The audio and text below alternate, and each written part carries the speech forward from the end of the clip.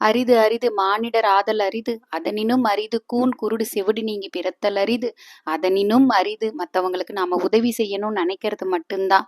இப்போதான் இந்த வருஷம்தான் எனக்கு இறைவன் உள்தோன்றி தியானத்தை பழகின மாதிரி இருக்கு. நான் பிறந்து 42 வருடங்கள் வீணாகி விட்டதேன்னு நினைக்கிறதுக்குள்ள இந்த தியானம் உள்கடந்து நானே தேடி ஒரு ஒரு மலையா காடா ஏறி இறங்குறதுக்குள்ள மக்கள் பணியும் சேவையும் நீ செஞ்சுதான் ஆகணும்னு இறைவன் கட்டளை கொடுத்தா மாதிரி இருக்கு. அதற்கேற்றாற் போல ஒரு அறக்கட்டளை துவங்கலாம்னு ஒருத்தங்க கேட்க மக்கள் பணிக்காக மட்டும்தானும் சொல்ல, இது இறைவனோட ஒரு வார்த்தையாவே கேக்குது. இது சரியா தவறா எதுவுமே எனக்கு தெரியல. ஏன்னா இப்ப எடுத்து வைக்கிற ஒரு ஒரு அடியுமே குருநாதரோட ஆசீர்வாதத்தோட அவர் முன்ன நின்னு நமக்கு நடத்தி வைக்கிறாருன்னு நான் நம்புறேன். குருநாதர்னு சொல்றது அந்த இறைவனை மட்டும்தான்.